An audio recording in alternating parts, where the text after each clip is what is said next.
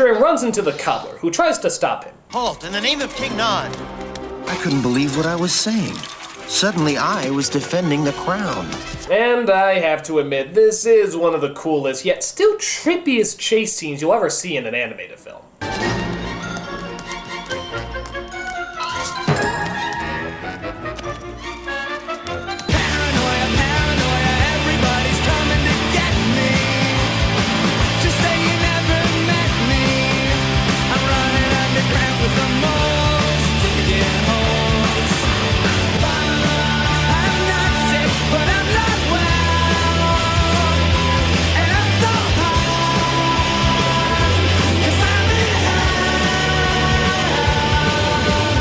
So after that trip out, Zigzag sees that Tack's finished the shoe, and so he puts him in a cell.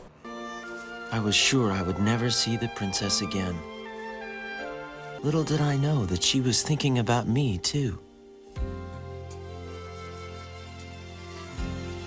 I close my eyes. Oh yay! Another underwritten song to rape us with its blandness. So soft and warm and clear. Yeah, you thought the first song was bad? Just listen to the lyrics on this one. Don't fight your feelings, says my heart. A heart I will obey. Am I feeling love? Wow. That's a kind of laziness that you only dream about. You know, because you're so fucking lazy. I mean, it's like if Homer Simpson, Garfield, Snoopy, and Al Bundy all procrastinated to the last minute and finally came up with these lyrics. I mean, are they even trying?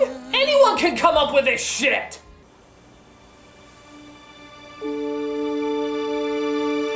My heart will love a lovey love love, but only in my dreams. But because I sing with singiness, the dreams I dream I'll dream.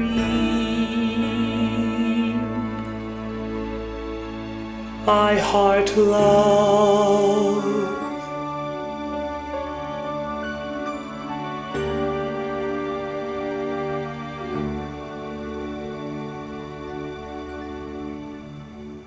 So we cut to the next day as Tack is still locked away in his cell.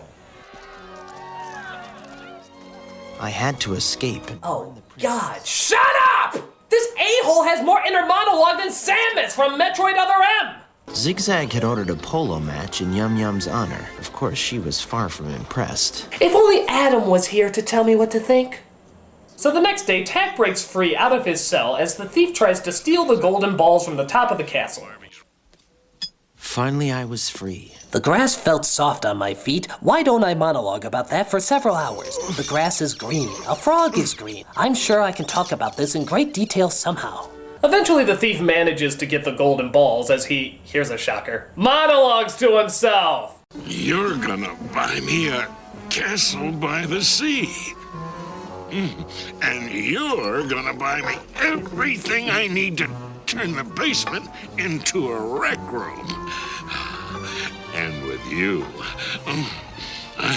I tell you, sweetheart, I'm going to Disneyland. You know, it's funny, when I hear pop cultural references in a film that takes place in Arabia, I think of Aladdin. But this was being made before Aladdin. Apparently Disney animators drew influence from this movie when it was being made that helped Aladdin get off the ground. And after that came out, the new producers of this film drew influence from Aladdin. So Aladdin ripped off this, only to have this rip off Aladdin. Basically, the film is a product of animated inbreeding. Suddenly, this is all starting to make more sense, isn't it? So a soldier comes and tells the king that an evil army is brewing, led by an evil man named One-Eye. One eye is coming. One eye? One eye. I prefer apocalyptic pupil. So as the king prepares his army, Zigzag manages to get the golden spheres from the thief. Now that I have the balls, Good night, everybody. I will go see the king. Zigzag decides to give the balls to One Eye while the princess has an idea about how to solve the problem. Apparently there's a witch in the desert that's all knowledgeable, but who's gonna go talk to her? Where do I find this witch? You? Never. Much too dangerous. Father, I'm smarter than any man in this city. And faster than your clumsy henchman. As was proven by the previous scenes of her running fast and being smart. Okay, bitch, all you did was sing and spit. I don't know how that qualifies you to be a Speedy Gun Einstein. Ah, screw it. So she chooses the cobbler to be his guy because he's lived all his life in the village and has no idea how the desert works. Has great knowledge of the desert and all its secrets. You can tell how many times he's been out there by the incredibly dark tan that he has all over his body. Clearly, he is no stranger to the sun. Okay, so they set out into the desert under the cover of royal escort to find the sudden plot device known as the witch. Well, wait a minute, what happened to his skin? He was looking like Tim Burton's Prince of Persia, now he has a tan like George Hamilton. I know what you're thinking, it's because he went out in the sun that he suddenly tanned, but look, as they're leaving, his skin is a different color, and it's nighttime. This doesn't add up. What, did the animator suffer a fatal heart attack? And then somebody else took over and forgot to tell him that Tack is pale? Continuity, it's not just for the coherent anymore. So they run into a bunch of desert outlaws called the Brigands. They sing another song that makes you want to scalp yourself, and then they decide to join them in their search for the witch. At last, we reached the hands of glory. All we had to do was wait until the next day when the sun would be directly overhead, and the magic moment would arrive. Or maybe the writers could have just had us arrive on time, but we found this wasted more animation, and let's face it, we're on a roll with that. So they see the witch, who has some confusing yet somehow still generic advice to give our heroes. Belief in yourself is what you lack. Attack, and never look back. Oh, I also have some battle strategies over there, but I find shitting out riddles is a lot more fun. So we see Zigzag hand the balls over to One Eye, and they prepare to take over the city. One Eye's attack! You know, we're never even told what kind of power the balls have, or even what they do. We never see them in motion, and we don't really know how powerful they are. Are we just supposed to assume they're,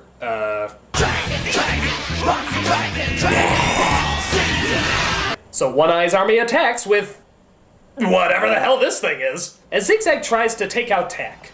Attack! Attack! Attack!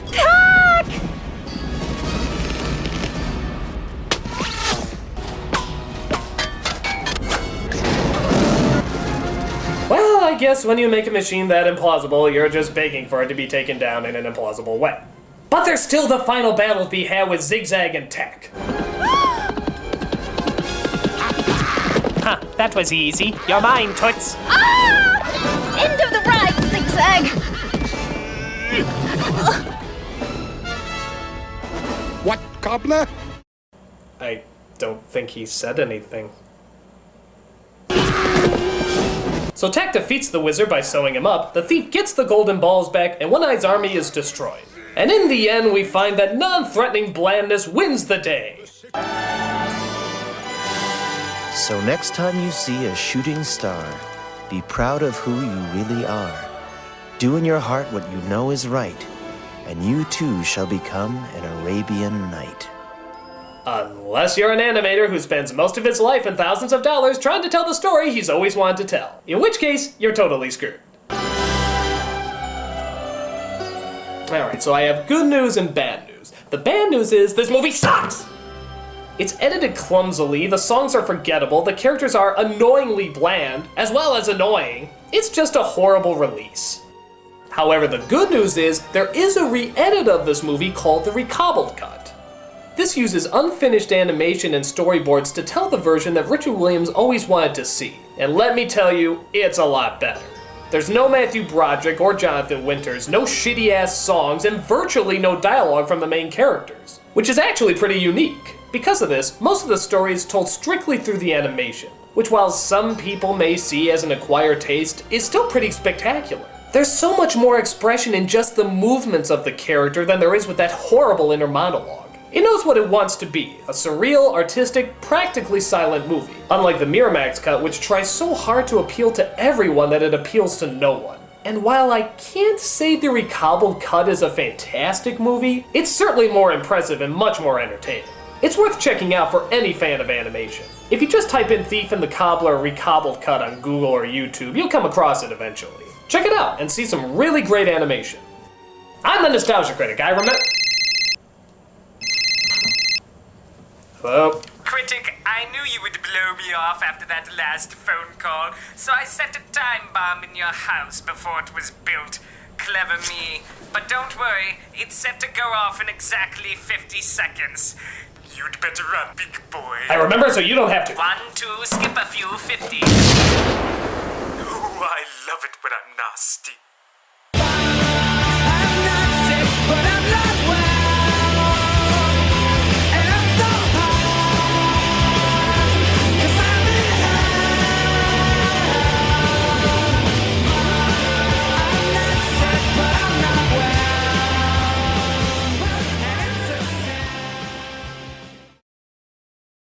Now that I have the balls